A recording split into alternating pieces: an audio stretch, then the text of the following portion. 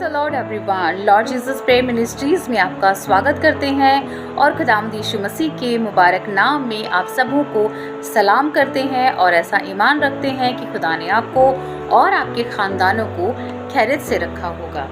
आज का जो मेरा टॉपिक है वो है परमेश्वर के अनुग्रह का खो जाना या हम पर से उठ जाना। जब खुदा का अनुग्रह, उसका फजल हम पर से उठ जाता है, उसका एक कारण है कि हम खुदा की प्रेजेंस से, उसकी नज़दीकी से हम दूर होने लगते हैं। और धीरे धीरे करके जब हम दुनिया की चीज़ों में अपने आप को इन्वॉल्व करते हैं और खुदा की चीज़ों से हम अपने आप को दूर करने लगते हैं, तो खुदा का जो अनुग्रह है वो हम पर से उठ जाता है। उसकी जो नज़दीकी है, उस नज़दीकी से हम एक डिस्टेंस मेंटेन कर लेते हैं, उस नज़दीकी से हम निकल जाते हैं और उसका अनुग्रह हम पर से उठ जाता है और हमारी ज़िंदगी जिस्म के मुताबिक चलती है।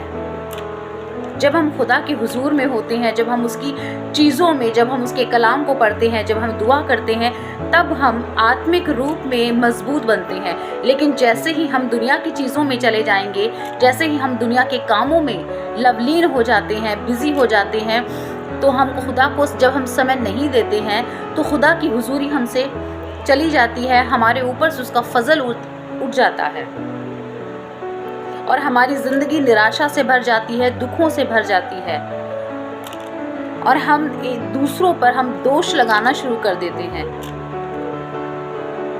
और सबसे मेन बात, जब हम खुदा की नज़दीकी में जब खुदा की नज़दीकी से जब हम धीरे धीरे कट हो जाते हैं, जब हम अपने आप को दूर करने लगते हैं, तो शैतान के लिए रास्ता खुलता है।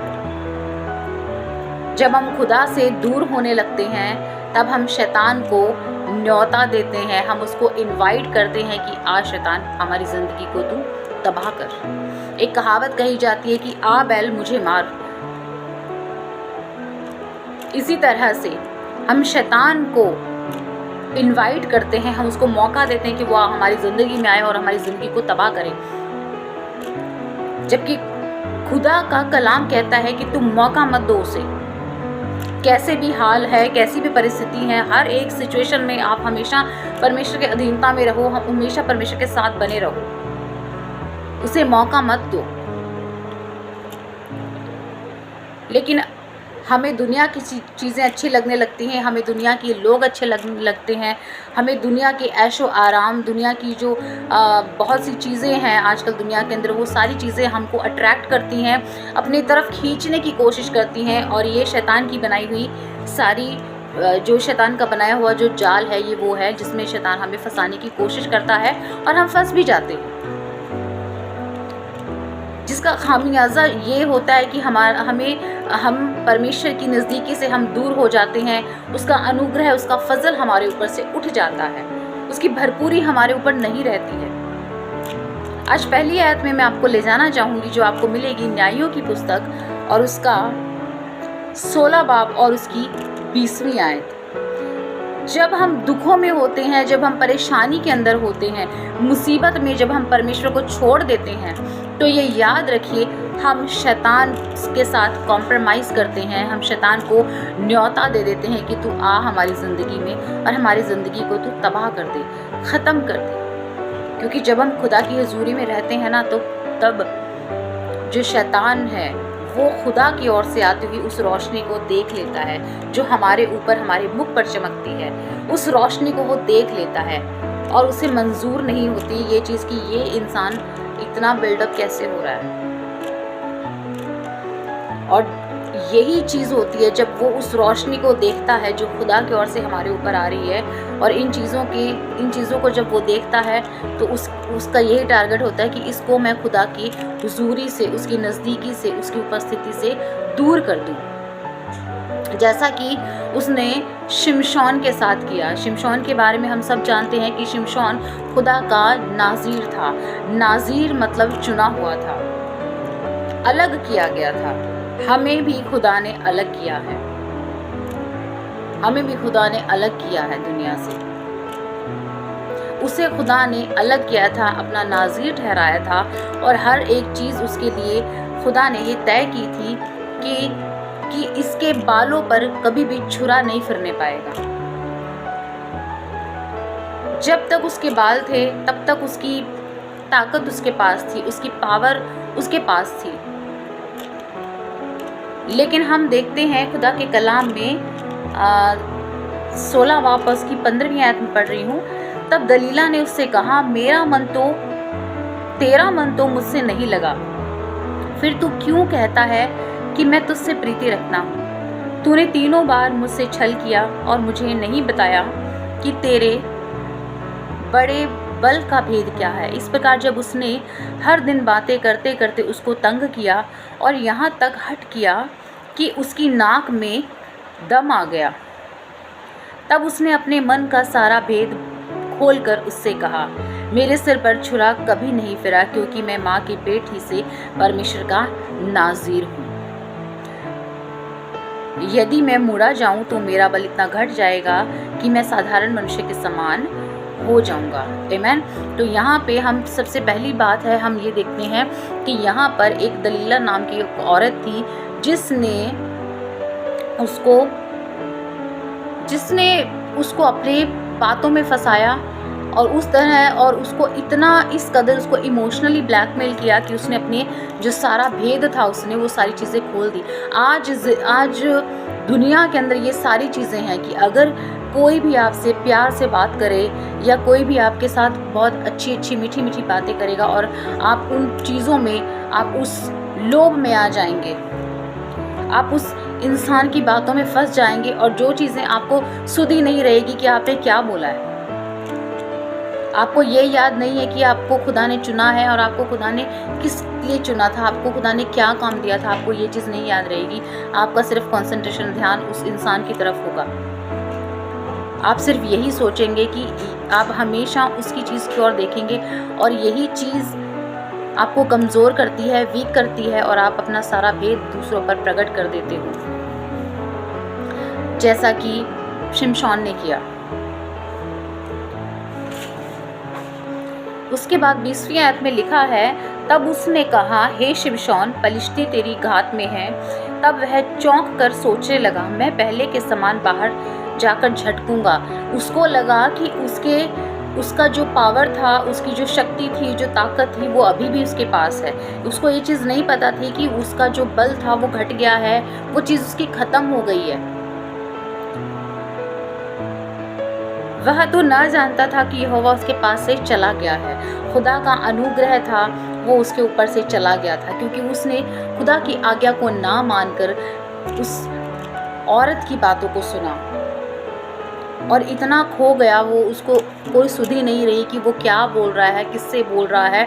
और उसके पहले कि उसने जो चीज़ें कही हैं उसको ये तक याद नहीं रहा कि खुदा ने उसको चुना था, वो खुदा का नाज़ीर था। उसको बहुत सी चीज़ें वर्जित थी, लेकिन फिर भी उसने उन चीज़ों को किया। बाद दफ़ा हम भी ऐसा करते हैं कि हम खुद भूल जाते हैं, जब हम किसी के हम प्यार में पड़ जाते हैं, या किसी नौकरी का लालच है, किसी अच्छे घर का लालच है, किसी भी चीज़ का अगर हमें थोड़ा सा कोई लालच दे दे या हमें किसी चीज़ का लालच हो जाए, तो हम अपनी सारी सुधि, हम अपनी बुद्धि का इस्तेमाल नहीं करते। हम भूल जाते हैं कि हम कहाँ से उठाए गए थे, खुदा ने हमें कहाँ से उठाया था। हम भूल जाते हैं इस चीज़ को, और उस आड़ के अंदर हम ये सारी चीज़ें खो देते हैं।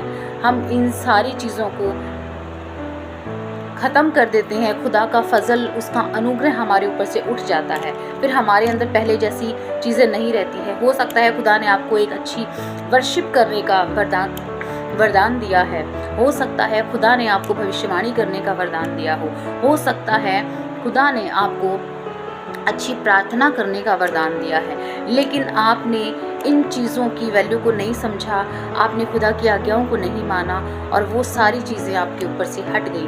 वो फजल, उसका अनुग्रह, उसकी उपस्थिति आपके ऊपर से हट गई। हमें ज़रूरत है कि हम खुदा की आज्ञाओं को माने, जैसा खुदा ने हमें, जिस समय पे खुदा ने जब हमें जहाँ से उठाया था, खुदा के कलाम में लिखा है कि तू याद कर तू कहाँ से उठाया गया था।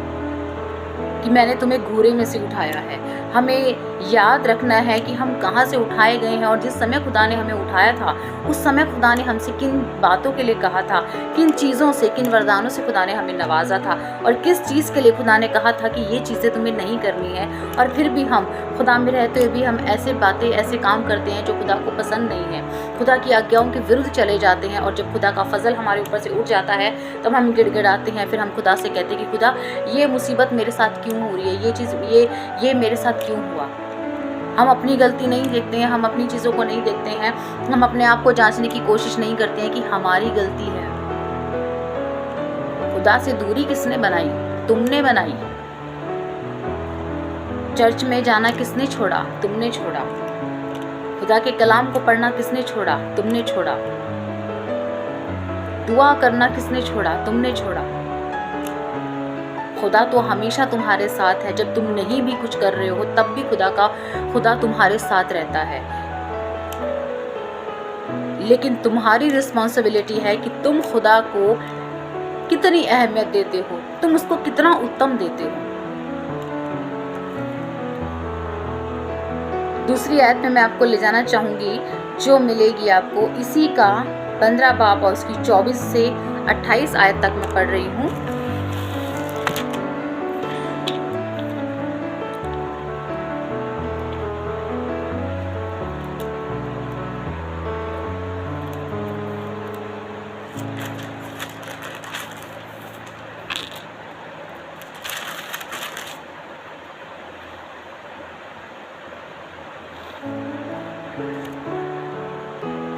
हम पढ़ेंगे पहला शमूएल उसका 15 बाब और उसकी 3 आयत। यहाँ पे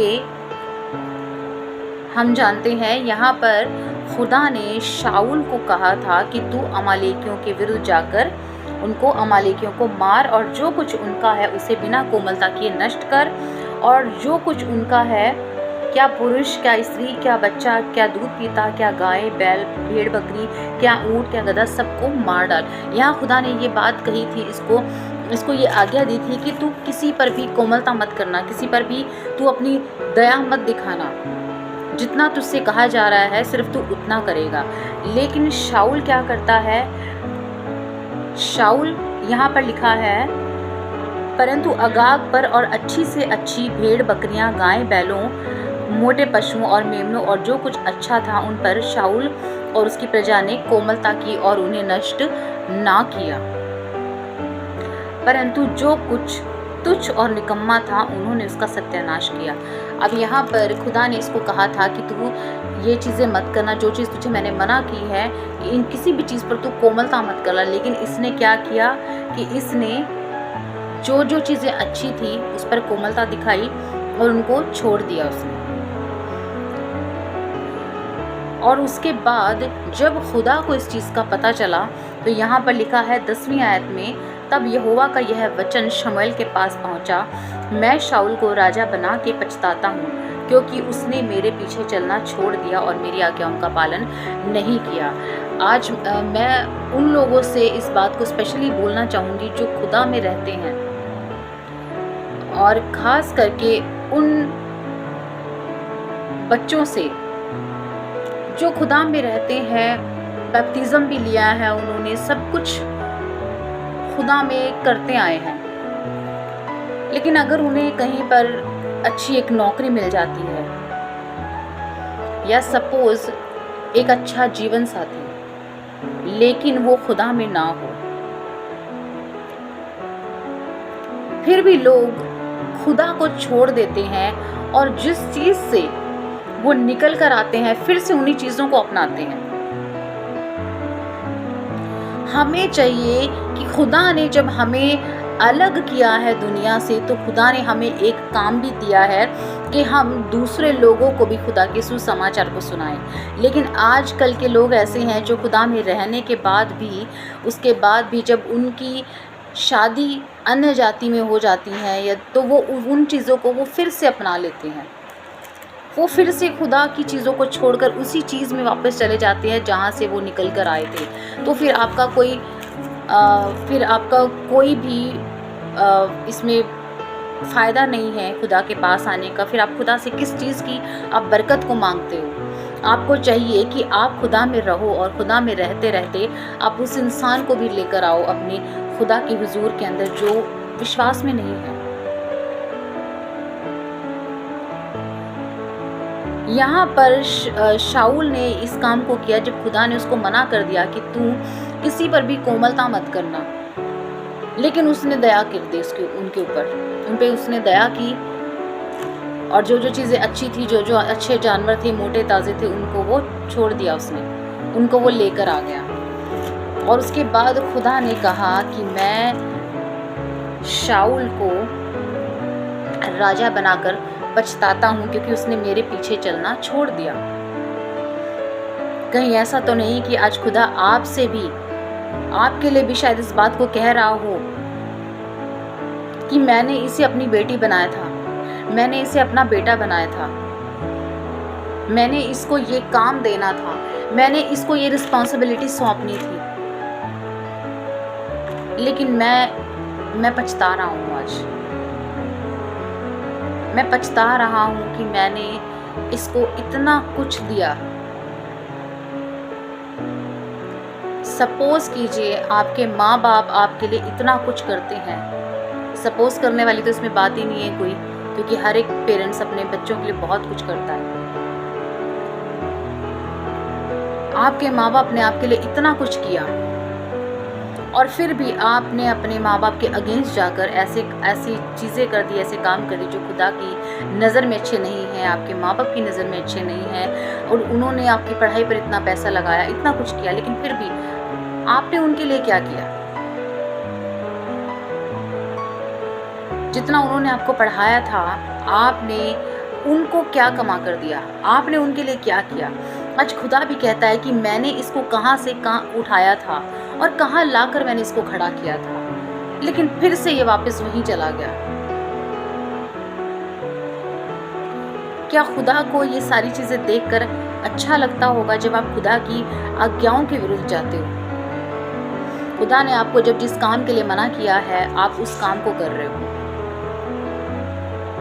आप ये तक भूल जाते हो कि खुदा ने आपको अलग किया है, खुदा ने हमें दुनिया से अलग किया है। आप इस चीज़ को भूल जाते हो।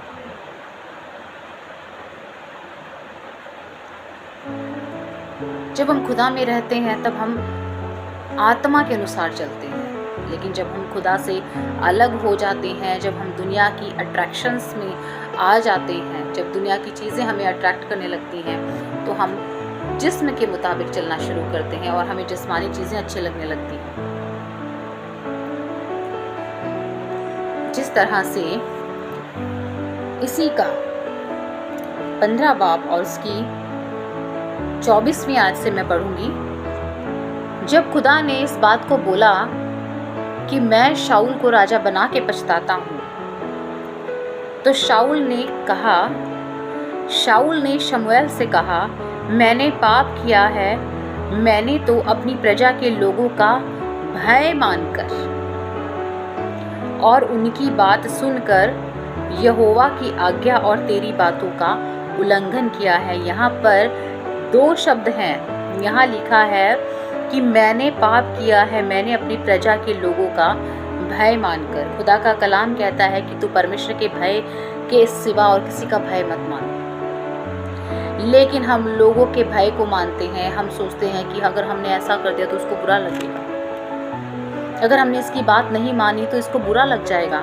हम ये नहीं सोचते कि ज़मीन और आसमान का खुदा भी तो ये कहता है कि तू मेरा भय मानकर चल। हम दुनिया की चीज़ों के लिए, हम दुनिया के लोगों के बारे में हम इतना क्यों सोचते हैं? हमें खुदा की चीज़ों को सोचना चाहिए, हमें खुदा के लिए सोचना है। हमें पता है कि हम क्या कर रहे हैं, हमें किसी को क्लैरिफाई करने की ज़रूरत नहीं है। हम जानते हैं कि हम क्या कर रहे हैं। हमें लोगों का भय नहीं मानना है, हमें खुदा का भय मानकर चलना है। यहाँ पर शाऊल कह रहा है कि मैंने अपनी प्रजा के लोगों का भय मानकर उनकी बात सुनकर यहोवा की और तेरी बातों का उल्लंघन किया है। बाद दफ़ा हम भी लोगों की बातें सुनकर हम खुदा की बातों का उल्लंघन कर देते हैं। हम सोचते हैं कि कोई बात नहीं, खुदा कौन सा हमें देख रहा है, खुदा कौन सा हमारी बातें सुन रहा है। आज जो इंसान हमारे सामने है वो प्रेजेंट में है, हमारे सामने है, हमारे साथ है, हमारे पास है। अगर हमने इसकी बात नहीं मानी तो ये बुरा मान जाएगा। लेकिन जिंदगी लेने वाला और जिंदगी देने वाला एक ही है। वो हर समय हमें देखता है, उसकी निगाहें हमेशा हम पर बनी रहती हैं। उसके बाद लिखा है, फिर वो कहता है कि अब मेरे पाप को क्षमा कर और मेरे साथ लौट आ कि मैं यहोवा को दंडवत करूं। शमूएल ने शाऊल से कहा, मैं तेरे साथ ना लौटूंगा, क्योंकि तूने यहोवा की बात को तुच्छ जाना है और यहोवा ने तुझे इज़राइल का राजा होने के लिए तुच्छ जाना है। तब शमूएल जाने के लिए घूमा और शाऊल ने उसके बागे की छोर को पकड़ा और वह फट गया। तब शमूएल ने उससे कहा, आज यहोवा ने इज़राइल के राज्य को फाड़ कर तुझसे छीन लिया और तेरे एक पड़ोसी को जो तुझसे अच्छा है दे दिया। ऐसा ना हो कि खुदा आपकी चीज़ों को भी आपसे छीन कर दूसरे को दे दे। अभी मौका है, अभी समय है, खुदा की नज़दीकी में आइए। फिर से लोगों के भय को मत मानिए, परमेश्वर के भय को मानिए। नीति वचन में लिखा है कि यहोवा का भय मानना बुद्धि का मूल है। बुद्धि और ज्ञान की बातों को मूर्ख लोग तुच्छ जानते हैं। एक आयत में मैं और लेकर जाना चाहूंगी जो आपको मिलेगी, दूसरा शमूएल और उसका 12 बाब और दूसरा शमूएल 11 बाब और उसकी दूसरी आयत में यहाँ लिखा है, दाऊद के बारे में इस बात को लिखा है कि सांझ के समय दाऊद पलंग पर से उठकर राजभवन की छत पर टहल रहा था और छत पर से उसको एक स्त्री जो अति सुंदर थी नहाती हुई देख पड़ी। तब दाऊद ने भेजकर उसे स्त्री को पूछवाया। तब किसी ने कहा, क्या यह एलियाम की बेटी और हित्ती उरिय्याह की पत्नी बतशेबा नहीं है? तब दाऊद ने दूत भेजकर उसे बुलवा लिया और वह दाऊद के पास आई और वह उसके साथ सोया। तब वह अपने घर लौट गई और वह स्त्री गर्भवती हुई। तब दाऊद के पास कहला भेजा कि मुझे गर्भ है। आमीन। यहाँ पर खुदा का सबसे प्रिय जो दास था दाऊद, उसने इस काम को किया जब वो पूरे अपने बिल्कुल फ्री माइंड था। वो जब हम फ्री रहते हैं, जब हम खुदा के कलाम को नहीं पढ़ते हैं, जब हम दुआ में नहीं बैठते हैं, तब शैतान हम पर इसी तरह से अटैक करता है। जब हम खाली रहते हैं, ये भी खाली था, ये अपने सारे युद्ध से, सब चीज़ों से ये विश्राम पा चुका था और आराम से छत पर टहल रहा था। और वहीं शैतान ने इसको पकड़ा और उसने शैतान ने उस पर अटैक किया और इसने इतना बड़ा पाप किया। खुदा की नज़र में ये एक पापी बन गया और उसके बाद इसको निराशा हाथ लगी। यहाँ पर 12 बाब और उसकी 15वीं आयत में लिखा है, जो बच्चा उरिय्याह की पत्नी से दाऊद के द्वारा उत्पन्न हुआ था वह यहोवा का मारा बहुत रोगी हो गया। अतः दाऊद उस लड़के के लिए परमेश्वर से विनती करने लगा और उपवास किया और भीतर जाकर रात भर भूमि पर पड़ा रहा। तब उसके घराने के पुरनिये उठकर उसे भूमि पर से उठाने के लिए उसके पास गए, परंतु उसने ना चाहा और उनके संग रोटी ना खाई। 7वें दिन बच्चा मर गया। दाऊद उसके कर्मचारी उसको बच्चे के मरने का समाचार देने से डरे। उन्होंने कहा, जब तक बच्चा जीवित रहा तब तक उसने हमारे समझाने पर मन ना लगाया। यदि हम उसको बच्चे के मर जाने का हाल सुनाए तो वह बहुत ही अधिक दुख होगा। ये लोग ये सोच रहे थे कि हम इसको बताएंगे तो ये और ज़्यादा दुखी हो जाएगा। लेकिन हम जब आगे बढ़ते हैं तो यहाँ पर लिखा है कि जब वो बताते हैं तो वो क्या करता है, तो वो नहा भी लेता है, फिर वो खाना भी खा लेता है, अपना उपवास भी वो तोड़ देता है, वो खाना खा लेता है। तब वो हैरान होते हैं कि जब तक बच्चा जिंदा था उस समय तक तो इसने कुछ भी नहीं खाया पिया था, और जब बच्चा मर गया तो अब ये खाना भी खा रहा है, नहा भी लिया, सब कुछ कर लिया इसने। वहाँ लिखा है, फिर उसके बाद 22वें आयत में लिखा है, उसने उत्तर दिया, जब तक बच्चा जीवित रहा तब तो मैं यह सोचकर उपवास करता और रोता रहा कि क्या जाने यहोवा मुझ पर ऐसा अनुग्रह करे कि बच्चा जीवित रहे। परंतु अब वह मर गया, फिर मैं उपवास क्यों करूं? क्या मैं उसे लौटा ला सकता हूं? मैं तो उसके पास जाऊंगा, परंतु वह मेरे पास लौटकर नहीं आएगा। कि जब हम खुदा के अगेंस्ट चले जाते हैं, जब हम खुदा की चीज़ों से जब हम भागने लगते हैं, तो खुदा तो हमारी ज़िंदगी में निराशाएं हाथ लगती हैं। फिर हम कितनी भी दुआएं कर लें, कितने भी उपवास कर लें, हमें उस खुदा को खुश करने की ज़रूरत है। भला होता कि दाऊद ने ये पाप ना किया होता और ना ही ऐसी सिचुएशंस, ऐसी परिस्थितियां उसके सामने आती।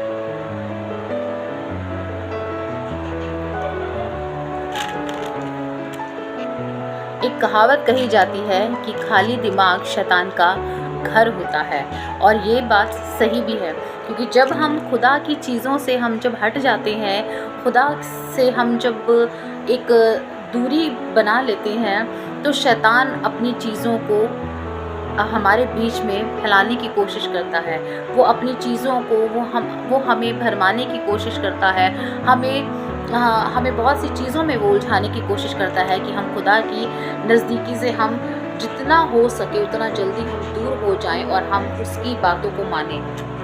और वो जब हम उसकी बातों को मानने लगते हैं, जब हम खुदा की उपस्थिति से जब हम निकल जाते हैं, तो हम शैतान को न्योता दे देते हैं, और फिर हम उसके साथ कॉम्प्रोमाइज़ कर लेते हैं, और शैतान फिर हमें जैसा चाहता है वो हमें फिर वैसा चलाता है।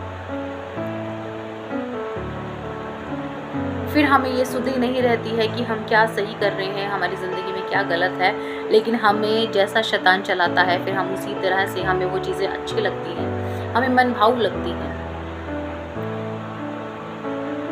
जिस तरह से हवा ने भी ये गलती की थी कि उसने भी इस बात को कहा था कि ये फल देखने में मनभाऊ है और खाने में स्वादिष्ट है। शैतान ने उसको इन्हीं चीज़ों से तो भरमाया था, और इसी तरह से दाऊद को भी शैतान ने उसके विश्राम के समय में, एक खाली समय में, जब वो पूरी अपनी लड़ाइयाँ जीत चुका था, उसके बाद वो आराम से अपनी छत पर टहल रहा था और उसने उस नहाती हुई स्त्री को देख लिया, और वहीं पर वो अपना आपा खो बैठा, और उसको नहीं पता कि उसने क्या किया, वो क्या करने की कोशिश कर रहा था, और उसके बाद उसने और भी गुनाह पे गुनाह किया। इसी तरह से हम एक चीज़ और हम खुदा के कलाम में देखते हैं, दूसरा इतिहास उसका 26 बाब और उसकी 16वीं आयत में, कि यहाँ पर राजा उज्जियाह के बारे में लिखा गया है कि परंतु जब वह सामर्थी हो गया तब उसका मन फूल उठा और उसने बिगड़कर अपने परमेश्वर यहोवा का विश्वासघात किया। अर्थात वह धूप की वेदी पर धूप जलाने को यहोवा के मंदिर में घुस गया, जो कि उसको नहीं करना था, क्योंकि उसकी आज्ञा उसको नहीं दी गई थी। पर अजर्या याजक उसके बाद भीतर गया और उसके संग यहोवा के 80 याजक भी जो वीर थे गए। उन्होंने उज्जियाह राजा का सामना करके उससे कहा, हे उज्जियाह, यहोवा के लिए धूप जलाना तेरा काम नहीं है, हारून की संतान अर्थात उन याजकों ही का काम है जो धूप जलाने को पवित्र किए गए हैं। बहुत से ऐसे काम होते हैं जो खुदा ने आपको नहीं दिए होते हैं। खुदा कहता है कि नहीं, इस काम के लिए मैंने तुझे अथॉरिटी नहीं दी है, ये काम तुम्हें नहीं करना है, लेकिन फिर भी हम अपनी मर्जी चलाते हैं। हम कहते हैं नहीं हम तो करेंगे, ऐसे कैसे नहीं आप मुझे करने दोगे, मैं करूँगा, मैं करूँगी, मुझे करना है। हम जोर ज़बरदस्ती करने लगते हैं, हम थोपने लगते हैं कि नहीं हमको आता है, हम करेंगे, लेकिन खुदा ने अभी आपको उस चीज़ के लिए तैयार नहीं किया है। लेकिन और हम अपनी ज़िद पर आके हम कहते हैं कि नहीं हम तो करेंगे भैया। इसी तरह से राजा उज्जियाह भी धूप जला रहा था, जबकि उन्होंने मना किया था कि ये तेरा काम नहीं है, ये हारून और उसके जो याजक है उनका काम है, ये वेदी में धूप जलाना तेरा काम नहीं है। लेकिन आगे लिखा है,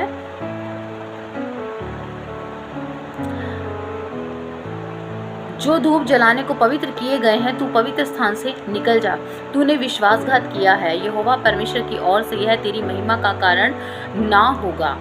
तब उजिया धूप जलाने को धूपदान हाथ में लिए हुए झुंझला उठा। वह याजकों पर झुंझला रहा था कि याजकों को देखते देखते यहोवा के भवन में धूप की वेदी के पास ही उसके माथे पर कोढ़ प्रकट हो गया।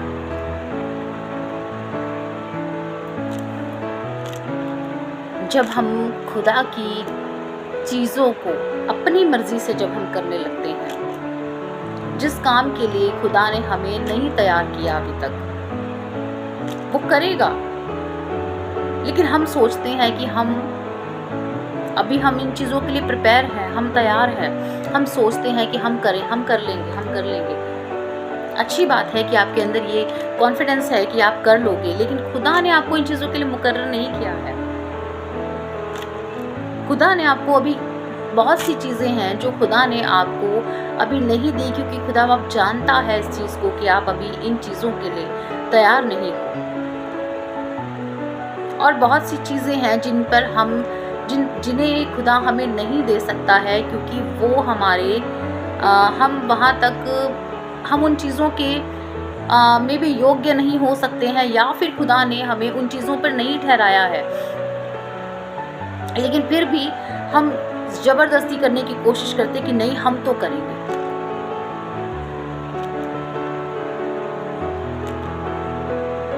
हमें लगता है, हम अपनी नज़र से उन चीज़ों को देखते हैं कि शायद वो हमारे लिए अच्छी हैं, हमारी नज़रों में अच्छी हैं, लेकिन खुदा की नज़र में वो चीज़ अच्छी नहीं है, क्योंकि आप अभी परफेक्ट नहीं हो उन चीज़ों के लिए, इसलिए खुदा आपको वो काम नहीं देता है अभी। लेकिन जब हम अपनी ज़िद पर अड़ जाते हैं, जब हम सोचते हैं कि नहीं, हम करेंगे, उसके बाद फिर हमें उसकी भरपाई भी करनी पड़ती है, जैसे कि राजा उजिया ने करी, इसके माथे पर कोढ़ फूट गया था। लेकिन इन सारी चीज़ों में हम एक बात को देखते हैं कि ये जितने भी लोग थे, इन सब लोगों ने पाप तो किया था, लेकिन पाप के साथ अपने पाप का अंगीकार किया, अपने पापों की क्षमा भी मांगी।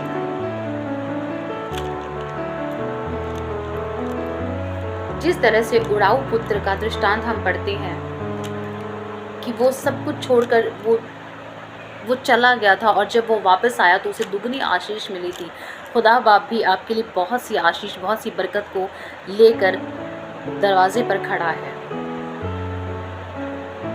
वो नए कपड़े आपके लिए लेकर खड़ा है, वो एक अंगूठी लेकर खड़ा है आपके लिए, वो अपने दिल के दरवाजे को आपके लिए खोलकर खड़ा है कि आप कब उसके दिल में प्रवेश करोगे।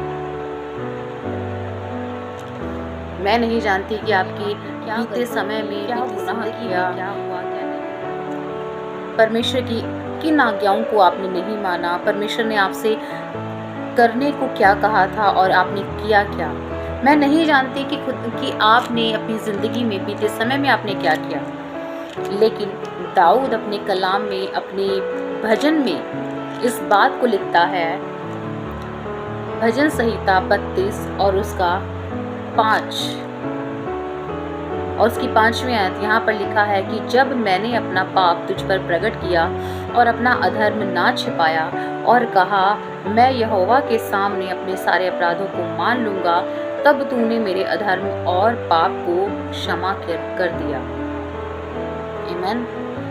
तो आज आपको और मुझे भी ज़रूरत है कि आज हम भी अपने पापों के अंगीकार को हम अपने खुदा के सम्मुख रखें, अपने पापों को, हम अपने गुनाहों को, गलतियों को हम उस जिंदा खुदा के आगे मान लें जो हमने किए हैं, क्योंकि कोई भी नहीं कह सकता कि मैंने पाप नहीं किया, कोई नहीं कह सकता कि मैंने खुदा की बातों का उल्लंघन नहीं किया, कोई नहीं कह सकता कि मैं बिल्कुल पाक हूँ, मैं पवित्र हूँ, नहीं, कोई नहीं कह सकता कि हम सबसे गलतियाँ हुई हैं, हम सबसे गलतियाँ होती हैं, लेकिन ज़मीन और आसमान का मालिक आपकी और मेरी गलतियों को क्षमा करने की ताकत और कुदरत रखता है। वो ऐसा खुदा है जो अपने दिल को खोल कर खड़ा है कि कब आप उसके हृदय में प्रवेश करेंगे, कि कब आप उसके पास आएंगे। वो तेरे दिल के दरवाजे पर खटखटाता है कि तू उसका शब्द सुनकर अपने दिल के दरवाजे को खोल। आज जांचिए अपने आप को देखिए कि खुदा ने आपको कहाँ से उठाया, खुदा ने आपको कहाँ से कहाँ पहुँचाया था।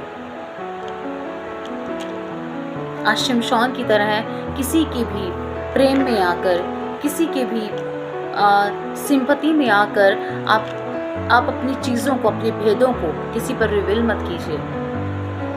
अगर चीज़ों को आपको रिवील करना है, चीज़ें आपको खोलनी है, खुदा के सम्मुख रखिए। जिस तरह से हन्ना ने अपने हृदय को खुदा के आगे खोल दिया था, अपने दुखों को उसने बयान किया था, आज आपकी भी बारी है कि आप भी अपने गुनाहों को, अपनी गलतियों को उस जिंदा खुदा के आगे स्वीकार करें।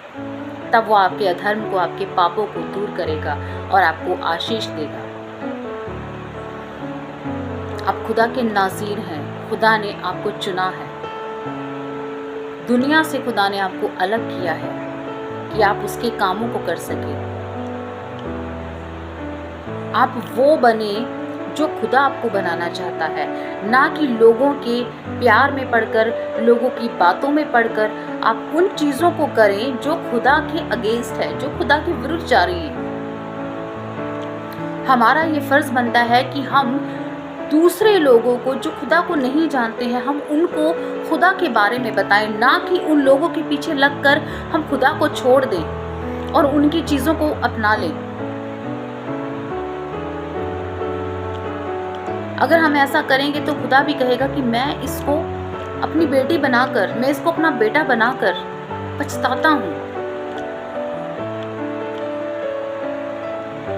ईमान रखिए, ज़मीन और आसमान का खुदा इतना करुणामय है, इतना दयामय है, कि इतना दयालु ईश्वर है वो हमारा, कि जब आप अपनी गलतियों को, जब आप अपने अधर्म को, अपने पापों को, अपने गुनाहों को, गलतियों को उस जीवित परमेश्वर के आगे जब आप मान लेंगे तो खुदा आपको बहुत आशीष देगा और भी, और अपने दुगने, अपने अनुग्रह से भरेगा।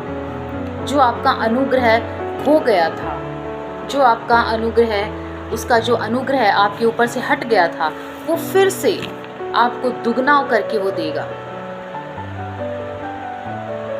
मैंने अपनी ज़िंदगी में इन चीज़ों को महसूस किया है और खुदा की चीज़ों को देखा है कि जब जब मुझसे कई दफ़े, जब मुझसे गलतियां होती हैं, गुनाह हो जाते हैं, कई बार जाने अनजाने में, हम एज अ ह्यूमन बीइंग हमसे बहुत सी गलतियां हो जाती हैं, हमें नहीं पता चलता कि हम कब खुदा की आज्ञाओं को तोड़ देते हैं, कब हम खुदा के अगेंस्ट चले जाते हैं। लेकिन जब हम फिर से, जब हम खुदा की हुजूरी में आते हैं तो खुदा हमें दुगने अपने फजल से भरता है, दुगना अपना अनुग्रह खुदा हमको देता है। तो आज हमें ज़रूरत है कि आप किसी इंसान के आगे नहीं, किसी के भी आगे नहीं, बल्कि उस जीवित परमेश्वर के आगे आज अपनी गलतियों को, अपने पापों को अंगीकार करो।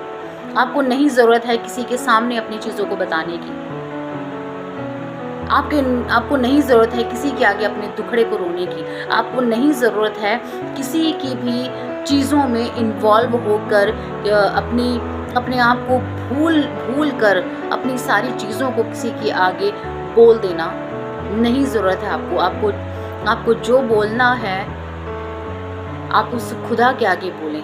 आज मौका है आपके पास, आप अपनी चीज़ों को उस जीवित परमेश्वर के हाथों में सौंपें। बहुत सी कमज़ोरियाँ होती हैं हमारे अंदर, बहुत सी वीकनेस होती हैं, हम जय नहीं पा पाते उन चीज़ों के ऊपर। लेकिन आज खुदा आपको ये मौका दे रहा है कि आज अपनी पापों को, अपनी गलतियों को, अपनी कमज़ोरियों को उस जीवित परमेश्वर के हाथों में सौंप दीजिए और खुदा आपको बहुत आशीषित करेगा। मैं ये ईमान रखती हूँ कि जब आप खुदा के हुजूर में जब आप जाओगे, जब आप खुदा से प्रार्थना करोगे तो खुदा आपको बिल्डअप करेगा, खुदा आपको उन चीज़ों पर फतेहमंद करेगा जिन चीज़ों पर आप कमज़ोर हो, जो चीज़ें आपको वीक करती हैं। हर एक उस बाधा को खुदावंद आपकी ज़िंदगी से दूर करेगा, जो बाधा आपको परमेश्वर तक पहुँचने से रोक रही है। वो हर एक चीज़ को करने में कादिर है। वो मेरा जीवित परमेश्वर है, वो हर एक काम को करने की ताकत और कुदरत रखता है। मैं ऐसा ईमान रखती हूँ कि आज के वचन से, आज के कलाम से आप सबों ने बहुत ऐसे आशीष और बरकत को पाया है।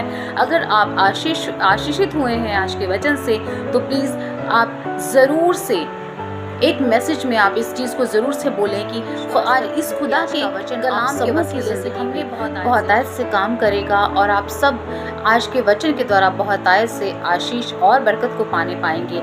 हमने आज के वचन में इन सारी बातों में एक बात को देखा है कि जितने भी ये लोग थे वो सब परमेश्वर के अनुग्रह से रहित हो गए थे, लेकिन फिर वापस खुदा का अनुग्रह उनके ऊपर आ गया। They all people were blessed by the grace of the Lord.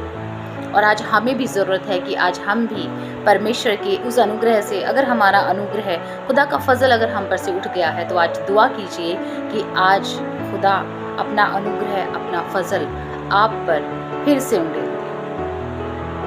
खुदा के कलाम के पढ़े जाने से आपको और मुझे आशीष और बरकत हो, और विश्वास करती हूँ कि खुदा ने आप सबों को आज के वचन के द्वारा ब्लेस किया है।